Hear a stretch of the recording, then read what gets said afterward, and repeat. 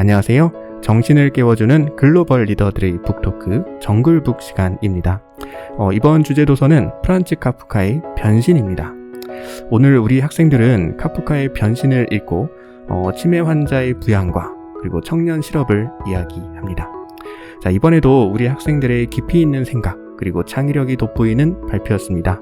자, 바로 들어보도록 하죠. 안녕하세요. 저희는 인터넷 방송인을 초청하여 문학적 지식을 쌓아주는 아자아자 갱생입니다. 오늘은 요즘 파프리카 TV에서 핫한 BJ 블루피쉬님을 모셔봤습니다. 박수로 맞이해주세요.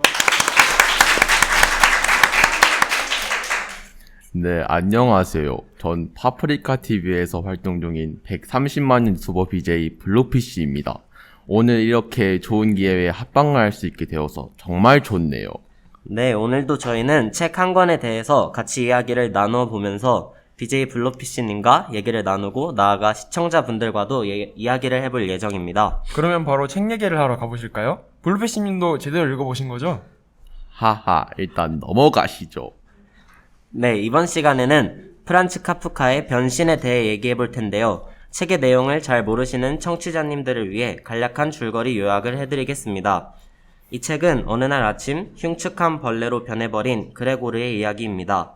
가족들은 변한 그레고르의 모습에 충격을 받지만 처음에는 그를 챙겨주려고 노력하는 모습을 보입니다. 하지만 점점 이 상황을 부정적으로 보며 그를 대하는 태도를 바꾸게 됩니다. 결국 그는 아버지가 던진 사과로 인해 큰 부상을 입게 되어 죽게 되고 가족들은 그의 시체를 처리해버린 후 후련한 마음으로 소풍을 떠나며 이야기가 마무리됩니다. 이해를 돕기 위해 작가인 프란츠 카프카에 대해서 간략하게 소개해드리겠습니다. 카프카는 유태교 집안에서 태어났습니다. 그의 아버지는 자수성가한 중산층 가장으로 큰 체격과 가부장적인 성격의 소유자였죠. 때문에 카프카는 평생 아버지에 대한 콤플렉스를 가지고 있었습니다. 그 내용이 여기 작품에도 나와 있는데요. 형제자매라곤 나이 차가 많은 누이 둘이었고 어머니도 아버지의 심부름을 하느라 바빠서 유년 시절은 외로웠습니다. 성인이 되어서는 법학 박사 학위를 받았고 문학 활동을 하다가 42세의 나이에 세상을 떠났습니다. 네, 이렇게 책에 대한 간략한 정보들을 소개해 드렸고요. 근데 이 책이 워낙 유명한 책이라서 많은 시청자분들이 들어보셨을 법한 혹은 한 번쯤은 읽어보셨을 만한 책이라고 생각합니다. 이제 책과 관련지어서 본격적으로 이야기를 나눠보는 시간을 가질 텐데요. 블루피쉬님은 이 책을 읽고 어떤 생각이 드셨죠? 사실 저는 이 책을 읽으면서 너무 말도 안 되는 소설이라 큰 감흥을 받지 못했어요. 그렇지만 제가 이해할 수 있을 법한 내용과 관련지어서 얘기해 주신다면 더 쉽게 느껴질 수 있을 것 같네요. 그렇다면 이 책과 저희 사회 속에서 일어나는 일들을 관련지어서 말씀을 드려보면 좋을 것 같네요. 블루피쉬님이 생각하시는 연관된 사회 속 일들은 없을까요? 저는 책 속의 가족들이 그레고르를 대하는 것에 대해서 아픈 사람을 간병하는 가족들의 모습이 조금 생각났어요. 왜냐면 제가 아팠을 때도 저의 가족들이 절 보살피느라 여간 애를 쓴 게 아니거든요. 그렇다면 잘 보신 것 같네요. 저도 마침 그런 생각을 했어요. 저는 치매 환자를 부양하는 가족의 모습이 떠올랐는데요. 이에 대해서 조금 설명을 드리도록 하겠습니다. 이 책에서 그레고르는 하루아침에 벌레로 변하고 가족들은 그를 두려워합니다. 처음에는 그를 보살펴주고 밥을 주기도 하며 돕는 모습을 보여주었지만 나중에는 그가 다치던 말던 사과를 던지는 것과 같이 그를 귀찮고 하찮은 존재로 여기는 태도를 보입니다. 이 같은 모습들이 치매 환자에 대해서 가족들이 겪는 경험과 조금은 비슷하다고 생각을 했습니다. 치매 환자들은 증상을 겪을 때 어린 아이처럼 행동을 하거나 기억을 하지 못하는 경우가 있습니다. 이런 모습들이 마치 벌레로 변한 그레고르처럼 치매 환자를 대하는 가족들에게는 달라진 모습들이 어색하게 느껴질 수도 있겠죠. 치매 환자에 대해 정성으로 돌보는 가족들이 대부분이지만 또 반대로 특정한 경우에서 일어나는 좋지 않은 일들이 소설 속 그레고르의 처지와 비슷하다고 생각이 또 들었습니다. 예를 들어서 실제로 중앙치매센터의 대한민국 치매 현황에 따르면 치매 환자 학대 사건은 매년 증가하고 있다고 합니다. 2013년부터 2017년까지 치매 환자를 학대한 사건이 총 5,046건으로 집계되었다고 하는데 이를 통해서 소설 속에서 그레고르가 겪은 일이 치매 환자에 대해서 가끔씩 일어나는 좋지 않은 일들과 어느 정도 연관성이 있다고 저는 생각을 하였습니다. 오호, 이러니까 조금 더 이해가 가는 것 같기도 하네요. 혹시 시청자분들의 의견을 들어보는 건 어떨까요?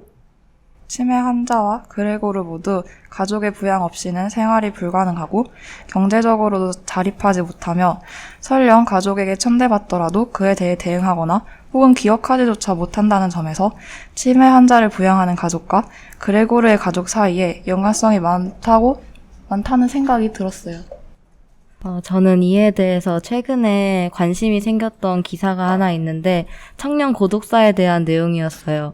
근데 청년 고독사는 대부분 직장을 잃고 백수가 된 상태에서 일자리를 얻기 힘들어서 발생하는 경우가 많기 때문에 사람들의 관심이 있어야지만 그 기사에서 청년들은 죽었을 때 그제서야 그 고독사가 관심이 받는다라는 얘기를 했었거든요. 그래서 사람들의 많은 관심이 필요할 것으로 생각이 됩니다. 오, 그렇게 생각할 수도 있군요. 시청자분들의 의견도 정말 좋네요. 제가 문득 생각이 나는데 혹시 주인공이 변했다고 하는 것이 다른 의미하는 바가 있을 수도 있지 않을까요? 이번엔 제 생각을 말씀드려 볼게요. 저는 그레고르에 대한 가족들의 반응 변화가 중요하다고 생각을 했는데요. 저는 그 이유가 그레고르의 역할의 변화 때문이라고 생각합니다. 그레고르는 가족들을 위해서 하기 싫은 외판원 일을 하는 것이 작품 중에서 나오는데 이제 조금만 버티면 된다 이런 말이 나오기도 하죠. 벌레로 변하기 전, 그러니까 경제활동을 할 수 있는 상태에 있을 때 가족들은 그레고르를 따뜻하고 살갑게 대합니다. 이 대목에서 벌레로 변한다는 것은 무엇을 의미할까요? 경제활동을 할 수 없는 상태니까 돈을 못 벌어오는 한마디로 백수가 된다는 의미 아닐까요? 오, 블루피쉬님 은근히 똑똑한 면도 있으시군요. 백수가 되자 가족들은 그레고르를 먹여 살려야 하는 입장에 처하게 됩니다. 처음에는 먹이를 넣어주다가도 마지막 부분에는 청소도 해주지 않고 먹이도 주지 않으며 그레고르가 죽었을 때에는 상쾌한 기분으로 여행을 떠나죠. 이 장면을 통해 그레고르의 가족은 돈에 의해 연결되어 있었다는 것을 알 수 있습니다. 자, 이제 현실과 연결을 지어보겠습니다. 여러분, 물질만능주의라고 들어보신 적 있나요? 쉽게 말해서 돈이 최고야? 라는 생각인데요. 현대에는 많은 사람들이 돈을 최우선하고 있습니다. 2018년 우리나라 1인당 국민소득이 3만 달러 시대에 들어섰음에도 행복지수는 낮은 것을 보면 굳이 행복이 최우선은 아닌 것을 알 수 있는데요. 그러면 소감에 대해서 한번 들어보겠습니다. 자, 오늘은 BJ 블루피쉬님을 한번 갱생시켜보았는데요. 윤서님 오늘 방송 어떠셨나요?